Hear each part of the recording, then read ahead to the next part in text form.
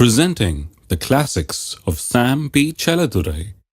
Sam P. Chaladurai அவர்களின் போதனை களஞ்சியத்திலிருந்து.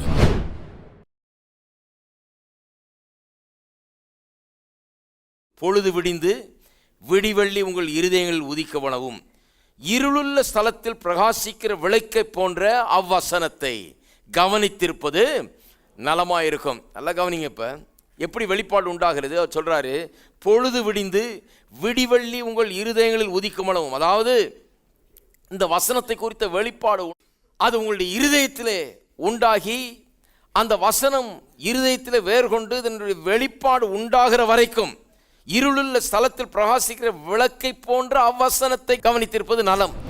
இதை கவனிப்பது நலமாயிருக்கு. ஏனென்றால் அதன் மூலமாக நமக்கு என்ன உண்டாயிருக்கிறது என்பதை குறித்த வெளிப்பாடு இங்கே அடங்கி இருக்கிறது. இதை கவனிப்பது நலம். இது நல்லது. உங்களுக்கு வியாதியா இருக்கிறீர்களா? இதை கவனிப்பது நலம். கஷ்டத்தில் இருக்கிறீர்களா? கடனில் சிக்கி கொண்டிருக்கிறீர்களா? இதை கவனிப்பது நலம். தீராத பிரச்சனையில் சிக்கி கொண்டிருக்கிறீர்களா? குடும்ப பிரச்சனையில் சிக்கி கொண்டிருக்கிறீர்களா? இதை கவனிப்பது நலம்.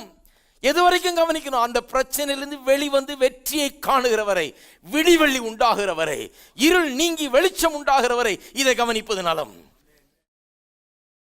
திருப்போம் மார்க் எழுதின சுவிசேஷம் 4ஆம் அதிகாரத்துக்கு திருப்போம். இங்கே வெளிப்பாட்டை பற்றி பேசியிருக்கோம். வெளிப்பாடு தேவனுடைய வார்த்தையிலிருந்து வருகிறது. தேவனுடைய வார்த்தை குறித்து ஒரு முக்கியமான பகுதி இது கவனிப்போம். 14ஆம் வசனம், மார்க் 4ஆம் அதிகாரம் 14ஆம் வசனம். விதைக்கிறவன் வசனத்தை விதைக்கிறான். பாருங்க, சில காரியங்களை நல்லா புரிந்து வைத்துக் கொள்ள வேணும். கிறிஸ்தவர்களாக இருக்கிறனா ஏன் வசனத்தை விதைக்கிறார்கள்? விதைத்து அது வேரூன்றி அது தண்ணீர் பாய்ச்சப்பட்டு அது வேறு கொண்டு அது வளர்ந்து பிறகு கனி தருகிறது. இப்படி தான் கர்த்தர் கிரியை செய்கிறார். இப்படி தான் கர்த்தருடைய வார்த்தை கிரியை செய்கிறது. பாருங்க, அப்போ தேவனுடைய வார்த்தை ஒரு விதை போல் இருக்கிறது. விதை போல் இருக்குன்னு சொன்னால் அதனால தான் பாருங்கள், இது வெளிப்பாடு. இது வெளிப்பாட்டை கொண்டு வருது. எதை குறித்த வெளிப்பாடு? தேவனுடைய வல்லமையை குறித்த வெளிப்பாடு அல்ல. தேவனுடைய வார்த்தை தேவனுடைய அன்பை குறித்த வெளிப்பாடாக இருக்கிறது. அல்ல கவனிங்க, தேவனுடைய அன்பை குறித்த வெளிப்பாடாக இருக்கிறது. தேவன் பாருங்க எப்பவுமே அற்புதத்தை செய்துக்கிட்டு இருக்க விரும்பலை, அல்லது நீங்கள் எப்போவுமே அற்புதத்தில் வாழ்ந்து கொண்டிருக்க வேணும். எப்போவுமே உங்களுக்கு இன்றைக்கி ஒரு அற்புதம் தேவை, நாளைக்கு ஒரு அற்புதம் தேவை, அப்படி இருக்கணும் இல்லை. எப்போதுமே நீங்கள் அவருடைய அன்பிலே, அவருடைய பாதுகாப்பிலே, அவருடைய எல்லா நன்மைகளிலே நீங்கள் வாழ்ந்து கொண்டிருக்க வேண்டும் என்பது தான் தேவனுடைய விருப்பமாக இருக்கிறது. பாருங்கள், ஆதாம தேவன் உண்டாக்கி ஏதேன் தோட்டத்தில் வச்சார். அவனுக்கு என்ன அற்புதமாக தேவைப்பட்டுச்சு? எல்லாம் இருந்துங்க. அவன் தேவன் ஆண்டவரே அற்புதமாக இன்றைக்கி சாப்பாடு வரணும் ஜாப் பண்ணிட்டுருந்தானாங்க. கிடையாது, அவனுக்கு ஏற்கனவே எல்லாத்தையும் வச்சிருந்தார். அப்படி தான் வாழ்வது தேவனுடைய சித்தமாய் இருந்தது. பாவத்தில் விழுந்து போய் எல்லாம் கஷ்டமாகி அப்புறம் வேர்வை சிந்தி சாப்பிட வேண்டியதாக வந்த பிறகு தான் அற்புதம் உண்டாக வேண்டியது. ஏன்னா போட்டால் விளைய மாட்டேது, அதை வந்து பூச்சி தின்னுட்டு போயிடுது. அப்புறம் வந்து ஜெபம் பண்ண வேண்டியதாக இருக்குது. ஆண்டவரே ஒரு அற்புதம், எல்லாரும் பயிரும் சாகுதான், என்னுடைய பயிர் மட்டும் பிழைக்கணும் அப்படின்னு போய் ஜெபம் பண்ணி அவன் அற்புதத்தை பெற வேண்டியதாக இருக்குது இல்லையா? ஆனால் தேவனுடைய ஒரிஜினல் சித்தம் அதல்ல. ஒரிஜினல் சித்தம் வந்து இவன் அற்புதத்தில் வாழணும்னு இல்லை. தேவனுடைய ஒரிஜினல் சித்தம் தேவனுடைய நிறைவிலே அவன் வாழ வேண்டும் என்று சொல்லி, இப்போ பாவம் இந்த உலகத்தில் பிரவேசித்து விடுறதுனால பிரச்சனைகள் உண்டாகிவிட்டது. ஆனால் அற்புதங்கள் தேவைப்படுகிறது. ஆனால் தேவனுடைய ஒரிஜினல் சித்தம் என்ன? அவருடைய தீர்மானம் என்ன? அவருடைய நோக்கம் என்ன? மனிதன் தேவனுடைய நிறைவிலே எப்பொழுதும் வாழ வேணும், இந்த பிரச்சனைகள்லாம் இருக்கக்கூடாது என்பது தான் தேவனுடைய சித்தமாக இருந்தது. அப்போ இன்றைக்கு பாருங்கள், தேவன் நம்ம முக்கியமாக விளங்கி கொள்ள வேண்டியது என்ன? தேவனுடைய அன்பை குறித்து. தேவனுடைய அன்பை குறித்து நாம் விளங்கி கொள்ள வேண்டியது மிகவும் அவசியமாக இருக்கிறது. அப்போ நீங்கள் பாருங்கள், உங்கள் பிள்ளையை அன்பு கூறுறீங்க. உங்கள் பிள்ளை வந்து என்றைக்கும் உங்கள்கிட்ட பார்த்து உங்கள்கிட்ட ஒரு அற்புதத்தை செய்யுங்கன்னு காத்துக்கிட்டு இல்லை. உங்களுடைய அன்பை குறித்து உங்கள் பிள்ளை அறிந்து வைத்திருக்கிறது. நீங்கள் என்ன வேணால் செய்வீங்கன்னு அந்த பிள்ளைக்கு தெரியும். நீங்கள் தான் அந்த பிள்ளைக்கு பாதுகாப்பு, நீங்கள் தான் அந்த பிள்ளைக்கு ஆதரவு, நீங்கள் தான் இந்த பிள்ளைக்கு எல்லாவற்றுக்கும் எல்லாமா இருக்கிறீங்க. இப்படி இருக்கும்போது போயிட்டே இருக்கிறீங்க, யாரோ வந்து அந்த பிள்ளையை தாக்குறாங்கன்னு வச்சுங்க. அப்போ தான் என்ன பண்ணுறீங்க? உங்களுடைய வல்லமையை நீங்கள் காமிக்கிறீங்க. வல்லமை எல்லா நேரமும் காமிக்கிறது இல்லை. அன்பு நிமித்தமாக அந்த பிள்ளைக்கு ஏதாவது ஒரு ஆபத்து வரும்போது அந்த நேரத்தில் தான் நீங்கள் என்ன பண்ணுறீங்க? உங்கள் வல்லமையை காண்பிக்கிறீங்க. அப்போ வல்லமை பெருசு இல்லை, அன்பு தான் பெருசு. அன்பு தான் வல்லமையை கொண்டு வருகிறது, வல்லமையை வெளிப்படுத்துகிறது, இதெல்லாம் செய்கிறது. ஆகவே தேவனுடைய வார்த்தை தேவனுடைய அன்பை குறித்த வெளிப்பாடு, தேவன் யார், அவர் எப்படி பரலோக பிதாவாக இருக்கிறார் என்பதை குறித்த வெளிப்பாடாக இருக்கிறது.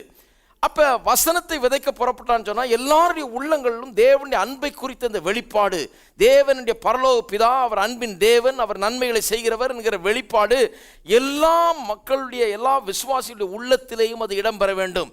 இதில் தான் நாம் வேரூன்ற வேண்டும். கர்த்தர் நல்லவர் என்கிற வெளிப்பாட்டிலே வேரூன்ற வேண்டும். வசனத்தை விதைக்க புறப்பட்டான்னு சொன்னால் வசனம் விதைக்கப்பட வேண்டும், தண்ணீர் பாய்ச்சப்பட வேண்டும், இந்த வசனம் வேர் கொள்ள வேண்டும், இது நல்லா படர்ந்து வேர் அடியில் வளர வேண்டும், பிறகுதான் அது மேலே வளர்ந்து வந்து கனி கொடுக்க ஆரம்பிக்கிறது. அப்போ வெளிப்பாடு இப்படி தான் வேலை செய்து பாருங்க. அது விதை வடிவில் போய் உள்ளே போய் அது வளர்ந்து நாளடைவில் தான் வேலை செய்ய ஆரம்பிக்கிறது. அப்போ பாருங்க, விதைக்கிறவன் வசனத்தை விதைக்கிறான். வசனத்தை கேட்டவுடனே சாத்தான் வந்து அவள் இருதயங்கள் விதைக்கப்பட்ட வசனத்தை எடுத்து போடுகிறான். இவர்களே வசனம் விதைக்கப்படுகிற வழியருகானவர்கள். அநேகர் என்ன பண்ணுறாங்க, வசனம் விதைக்கப்பட்ட உடனே சாத்தான் வந்து இந்த வெளிப்பாட்டை எடுத்து போடும்படியாக இடம் கொடுத்து விடுகிறார்கள். சாத்தானும் பாருங்கள் இந்த வெளிப்பாட்டை எப்படியாவது எடுத்து போடணும்னு தான் பார்த்துக்கிட்டு இருக்கிறான். அதனால தான் எபிரேய நிருபத்தில் வாசிக்கிறோம், ஜாக்கிரதையாக இருக்க கடவுள்லாம் சொல்லியிருக்காங்க. எதுக்கு? இதை இழந்து போகாதபடிக்கு, தேவன் உங்களுக்காக ஏற்படுத்தி இருக்கிற காரியங்களை காணாமற் போகாதபடிக்கு, உங்களுக்காக வாக்கு தத்தம் பண்ணி இருக்கிற அந்த பாலும் தேனும் ஓடுகிற தேசத்திலே நீங்கள் நுழைந்து அதை அனுபவிக்கும்படியாக ஜாக்கிரதையாக இருங்க. ஏனென்றால் பழைய ஏற்பாட்டு காலத்திலே எல்லாத்தையும் ஏற்படுத்தி வச்சு உங்களை வெளியே கொண்டு வந்து வனாந்திரத்தினுடைய நடத்தி எல்லாம் கொண்டு வந்து கடைசியில் பாலும் தேனும் ஓடுற தேசத்தின் வாசல் வரைக்கும் கொண்டு வந்துட்டார். உள்ளே நுழைய முடியல அவங்களால. ஜாக்கிரதையாக இருங்கன்றார். ஏன்? இந்த வெளிப்பாட்டை இழந்து விடுகிறார்கள். கர்த்தர் யார் என்பதை குறித்த வெளிப்பாடு, கர்த்தர் உங்களுக்காக என்ன வைத்திருக்கிறார் என்பதை குறித்த வெளிப்பாட்டை நீங்கள் இழந்து போக வேண்டாம் என்று வேத வசனம் சொல்லுகிறது. அப்போ பாருங்க 16ஆம் வசனம், அப்படியே வசனத்தை கேட்ட உடனே சந்தோஷத்தோடு ஏற்றுக்கொண்டும் தங்களுக்குள்ளே வேர் கொள்ளாதபடியால் கொஞ்ச காலம் மாத்திரம் நிலைத்திருக்கிறார்கள். வசனத்தின் நிமித்தம் உபத்திரவும் துன்பம் உண்டான உடனே இடரல் அடைகிறார்கள். இவர்களே கற்பாறை நிலத்தில் விதைக்கப்பட்டவர்கள். உபத்திரம் துன்பம், உபத்திரம் துன்பம் என்கிறது பாருங்க, இது ஒரு வழி, பிசாசு வச்சிருக்கிற வழி. உபத்திரம் துன்பம் என்கிறது பிசாசு வந்து வசனத்தை எடுத்து போடும்படியாக. இப்படி சொல்கிறேன், இப்போ வெளிப்பாட்டை குறித்து போதிக்கிறதுனால, வசனத்தின் வெளிப்பாட்டை குறித்து போதிக்கிறதுனால எப்படி சொல்கிறேன், வசனத்தை குறித்த வெளிப்பாட்டை எடுத்து போடும்படியாக. ஏன்னா அவனுக்கு தெரியும் வெளிப்பாடு உங்களுக்குள்ளே வந்துருச்சுன்னா நீங்கள் பிசாசை துன்புறுத்துகிறவர்களாகிடுவீங்க. பிசாசை சும்மா விட மாட்டீங்க, நீங்கள் பிசாசை வீட்டுக்குள்ளே விட மாட்டீங்க, பிசாசை வாழ்க்கையில் அனுமதிக்க மாட்டீங்க, பிசாசை இந்த ஊர்லேயும் அனுமதிக்க மாட்டீங்க. ஏனென்றால் உங்களுக்கு வெளிப்பாடு வந்துருச்சுன்னா அவனுக்கு பிரச்சனை ஆகிடும். இந்த வசனம் போய் வேர் கொண்டுருச்சுன்னா அவனுக்கு பிரச்சனை.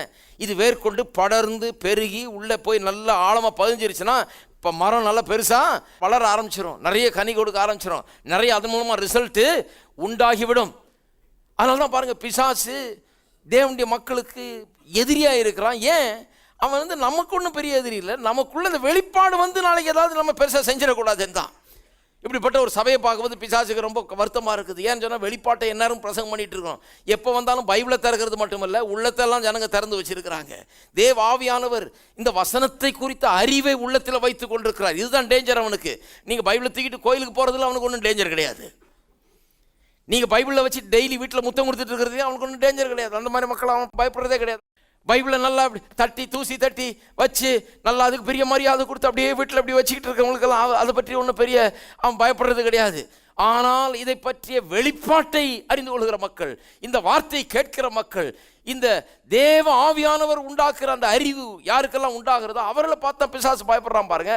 துன்பம் உபத்திரவத்தை எல்லாம் அவருடைய வாழ்க்கையில் எப்படியாவது கொண்டு வந்து எதையாவது ஒரு இடையூறை எதையாவது துன்பத்தை உபத்திரத்தை கொண்டு வந்து இந்த வெளிப்பாட்டை எடுத்து விடலாம் என்று முயற்சிக்கிறான்.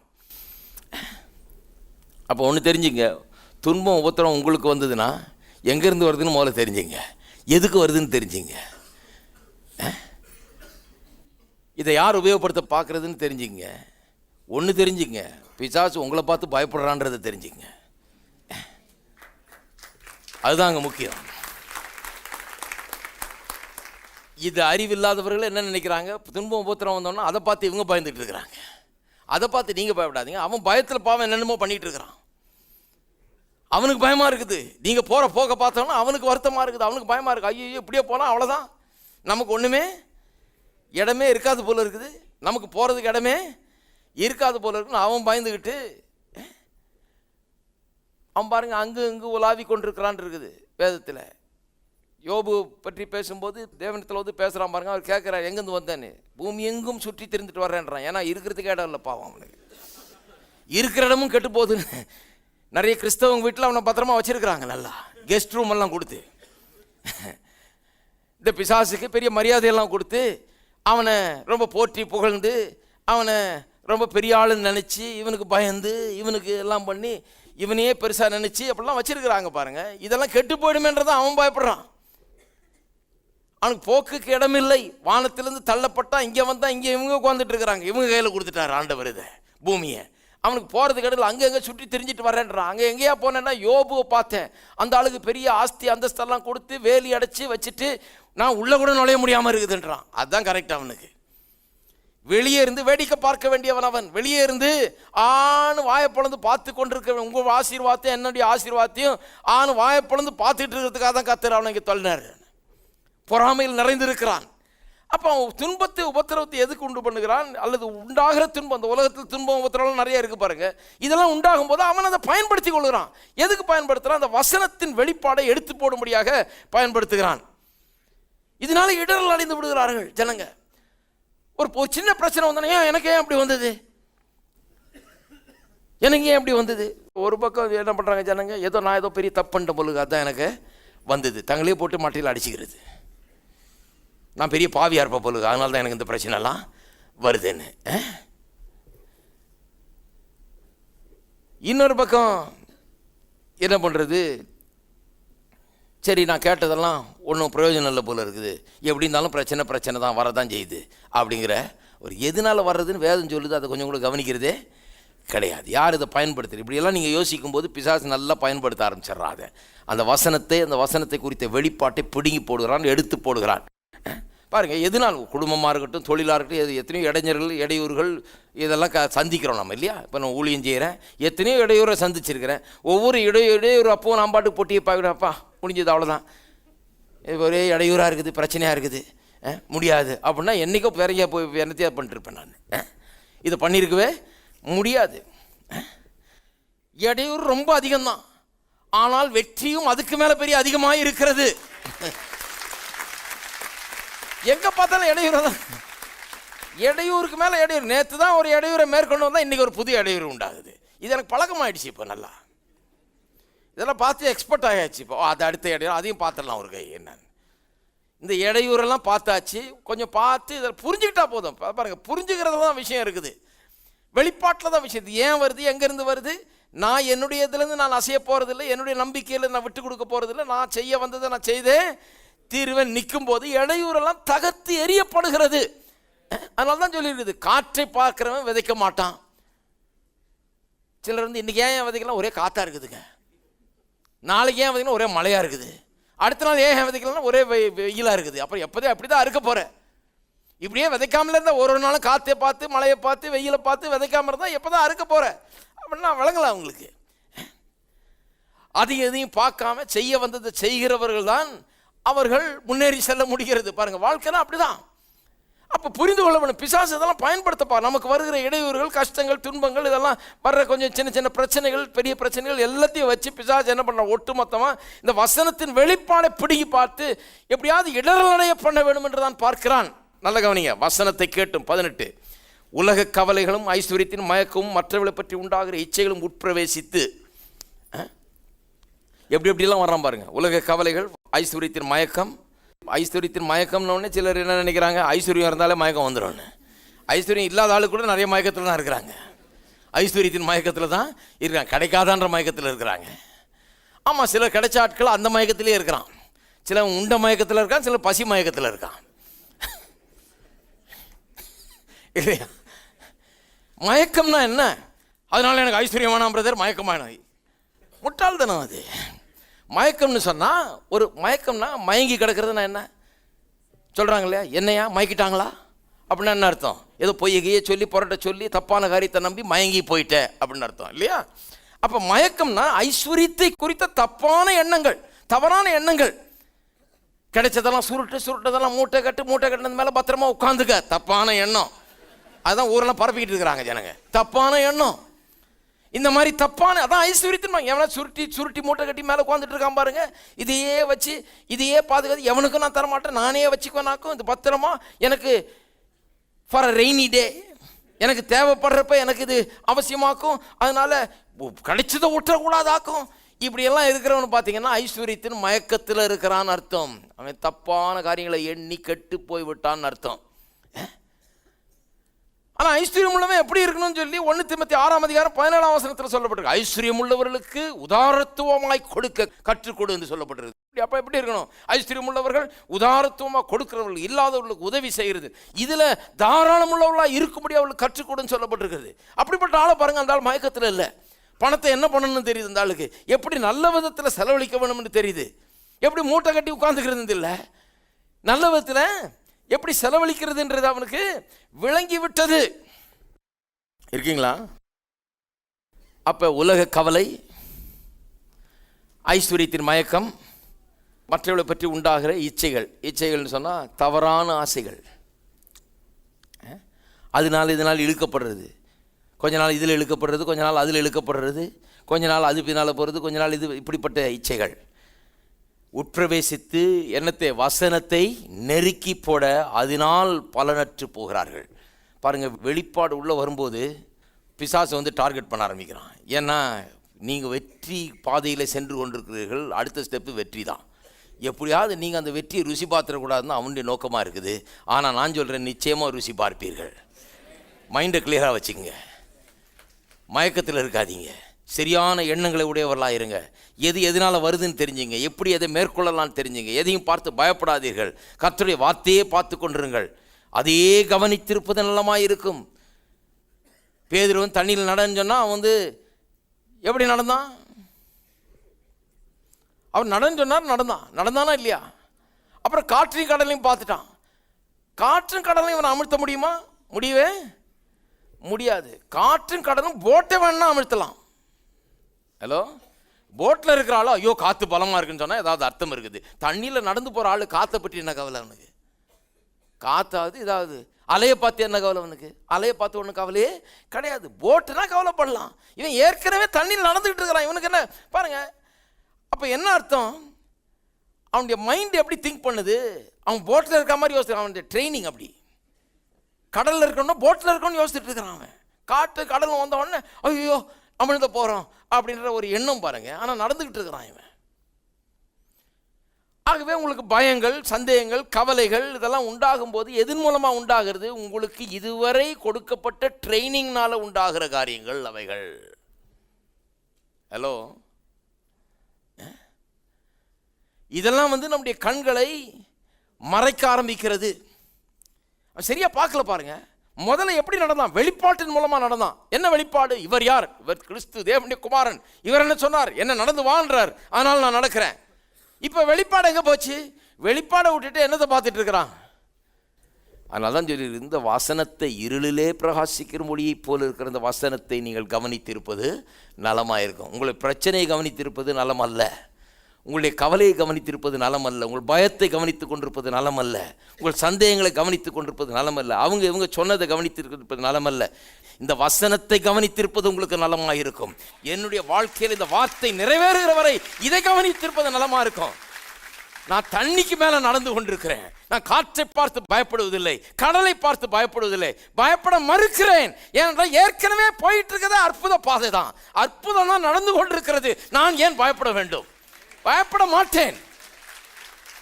இல்ல பிரதர், அப்படிதான் அவருக்கு இப்படி ஆயிடுச்சு பிரதர், நான் பயப்படல, கதையெல்லாம் பேசாதீங்க. அதை கவனித்திருப்பது எனக்கு நலம் அல்ல. கர்த்தருடைய வார்த்தையை கவனித்திருப்பது நலம்.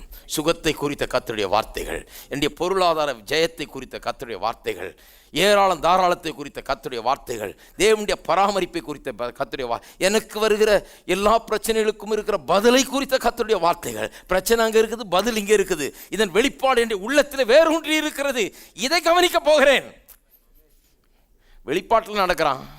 வெளிப்பாட்டிலேருந்து கண் எடுத்து நடக்கிற காரியங்களை பார்க்கும்போது பயம் உண்டாகிறது. Irrational, totally irrational. அற்புதத்தில் நடந்துக்கிட்டு இருக்கிறான். கடல் காற்று இவனை ஒன்றும் பண்ண போகிறது இல்லை, எனக்கு தண்ணியில் நடந்துக்கிட்டு இருக்கிறான். ஆனால் பயப்படுறான். கொஞ்சம் கூட புத்தி சரி கிடையாது. சரியான நடந்த பயப்படக்கூடாது இல்லையா?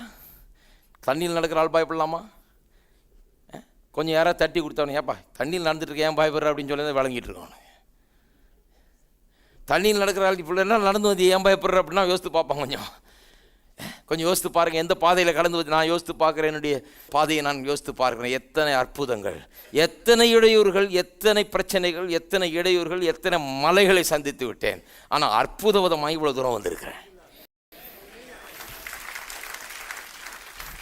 எந்த மலையும் எந்த மனுஷனும் எந்த பிரச்சனையும் என்னை தடுத்து நிறுத்த முடியவில்லை, தடுத்து நிறுத்த முடியாது. நான் அதை பார்க்குறப்ப தான் அது தடையாயிடுது. நான் அதை பார்க்கறது இல்லை, எதை பார்த்து கொண்டிருக்கிறேன்? இதை பார்த்து கொண்டிருக்கிறேன். பாருங்க, வெளிப்பாடை விட்டுறக்கூடாது. வெளிப்பாடு வந்த உடனே நீங்க அற்புத மனிதர்களாகி விடுகிறீர்கள். வெளிப்பாட்டை பெற்ற மனுஷன் தேவனோடு நடக்க ஆரம்பிக்கிறான். தேவனும் அவனும் ஒன்றாகி விடுகிறார்கள். வெளிப்பாடை உடைய மனுஷன் வேற லெவல்ல இருக்கிறான். அவன் கிறிஸ்து யார்? அவர் என்னுடைய ஜீவன், என்னுடைய பலன், என்னுடைய மருந்து, என்னுடைய ஆரோக்கியம், என்னுடைய நீதி, என்னுடைய பரிசுத்தம், என்னுடைய மீட்பு. அவர் எனக்கு எல்லாவற்றுக்கெல்லாம், எனக்கு குறைவே இல்லை. அவர் எனக்கு எல்லாவற்றுக்கு எல்லாமா இருக்கிறார் என்று நினைக்கிற மனுஷன் அவன் எங்கேயோ வேற லெவலில் நடந்து கொண்டு வந்துட்டு இருக்கான். அவனுடைய லெவல வேற. அதை பார்த்த பிசாசு பயப்படுறான் பாருங்க. அப்போ நீங்கள் வெளிப்பாட்டை பெற்றுக்கொண்டீங்கன்னா உங்கள் லெவலே வேற ஆயிடுது பாருங்க. அதில் கவனத்தை செலுத்துங்க, அதையே கவனித்துக் கொண்டிருங்கள். அதன் பேரில் கண்களை வையுங்கள். Walk with God. வெளிப்பாட்டின் மூலமாக நீங்கள் தேவனோடு நடக்கிறீங்க. அவர் ஒரு லெவலில், நீங்கள் ஒரு லெவலில், நீங்கள் அவர் லெவலுக்கு போயிட்டீங்க. ஏனென்றால் அவரை போல எண்ண ஆரம்பித்து விட்டீர்கள். இருக்கீங்களா? இப்போ பாருங்கள் 19, இவர்களே முள் இடங்கள் விதைக்கப்பட்டவர்கள், வசனத்தை கேட்டு ஏற்றுக்கொண்டு ஒன்று 30, 60, ஒன்று 100 பலன் கொடுக்கிறார்களே, இவர்கள் நல்ல இடத்தில் விதைக்கப்பட்டவர்கள். எப்படி பலன் கொடுக்குறீங்க? வசனம் வேலை செய்தால் வசனத்தை கேட்டு அதன் பலன் கொடுக்குற ஆளை பாருங்கள். என்னென்னா அந்த வசனத்திலே கவனத்தை செலுத்திட்டு இருக்கிறாங்க இல்லையா? சிலர் புரிஞ்சுக்கிச்சு எப்படின்னுது, அதிலேயே கவனத்தை செலுத்தி கொண்டிருக்கிறார்கள். அதனால தான் பலன் உண்டாகிறது. 30, 60, 100 வெவ்வேறு லெவலில் ரிசல்ட்டை பார்த்துக்கிட்டு இருக்கிறாங்க அவங்க. உங்கள் விசுவாசத்தின்படி தான் உங்களுக்கு ஆக போகுது. நீங்கள் கேட்டதை வச்சு என்ன பண்ணுறீங்கன்றதை பொறுத்து தான் நீங்கள் பலன் அடைவீங்களா அடைய மாட்டீங்களாங்கிறது அதில் தான் இருக்குது. பலன் நிச்சயமாக உண்டு. ஆனால் நீங்கள் அதை பற்றி என்ன பண்ண போகிறீங்க? இந்த வசனம் விதை எப்படி வேர்கொள்ள போகுது உங்களுக்குள்ளே, எப்படி தண்ணி பாய்ச்ச போகிறீங்க, எப்படி நாள்தோறும் இதை கவனித்திருக்க போகிறீங்க. தோட்டத்தை கவனிக்கலன்னா அது காடு முள்ளாயிடும். அது அவ்வளோதான். விதைச்சதெல்லாம் முள் குறுக்கும் நெருக்கி போட்டுரும். அதுதான் இங்கே சொல்லியிருக்குது. வெளிப்பாட்டுக்கு மேலே கவலை அதிகமாகிடும். வெளிப்பாட்டு கொஞ்சம் ஞாயிற்றுக்கிழமை உள்ளுன்னு கேட்குறீங்க, கவலை திங்கள்லேருந்து சனிக்கிழமை வரைக்கும் கவலையின் மக்களால் நிறைஞ்சிருக்கீங்க. கவலை நிறைஞ்ச மாமியார், கவலை நிறைஞ்ச மைத்துனர், கவலை நிறைஞ்ச மச்சனிச்சி, கவலை நிறைஞ்ச அக்கா தங்கச்சி, அண்ணன் தம்பி எல்லாம் சூழ இருக்கிறாங்க. கவலை நிறைஞ்ச தெருவில் இருக்கிறீங்க, கவலை நிறைஞ்ச ஊரில் இருக்கிறீங்க. வெறும் ஞாயிற்றுக்கிழமை வார்த்தையை கேட்டதுனால பிரயோஜனம் கிடையாது. இதை வைத்து என்ன பண்ண போகிறீர்கள்? இதையே கவனமாயிருந்து, இதை கண்களுக்கு முன்பாக வைத்து இதிலே கவனமாயிருப்பது உங்களுக்கு நலமாயிருக்கும். அப்பொழுது 30, 60, 100 பலனை நிச்சயமாக காண்பீர்கள். எத்தனை பேர் சொல்றீங்க நிச்சயமாக காண்பீங்க? சரி. 21, பின்னும் அவர் அவர்களை நோக்கி, விளக்கை தண்டின் மேல் வைக்கிறதுக்கு என்று மரக்காலின் கீழாகிலும் கட்டிலின் கீழாகிலும் வைக்கிறது கொண்டு வருவார்களா? வெளியரங்கமாக அந்தரங்கம் இல்லை, வெளிக்கு வராத மறைபொருளும் இல்லை. கேட்கிறதுக்கு ஒருவன் காதுள்ளவனாக இருந்தால் கேட்க கடவன் என்றார். கேட்கிறதுக்கு ஒருவன், கேட்கிறதுக்கு யாருக்காவது காது இருந்தா யாருக்கு வேணா அது வேலை செய்யுங்க. இனி ஒன்றா யாராவதுன்னா இங்கே இருக்க யாராவது எனக்கு அது வேலை செய்யுமா? கண்டிப்பாக வேலை செய்யும். கேட்கறது காது இருந்தால் வேலை செய்யும். இதை கேட்பீர்கள் என்றால் வேலை செய்யும். இதை எடுத்து உள்ளத்தில் வைப்பீர்கள்னா வேலை செய்யும். இதை விதை போல ட்ரீட் பண்ணிங்கன்னா வேலை செய்யும். இதை நன்றான தண்ணீர் பாய்ச்சுவீர்கள் என்றால் வேலை செய்யும். இதை எந்த விதமான காரியம் இதை எடுத்து போடாதபடிக்கு காத்துக்கொள்வீர்கள் என்றால் இது நிச்சயமாக வேலை செய்யும். பலனை இது காண்பீர்கள் என்பது நிச்சயம்.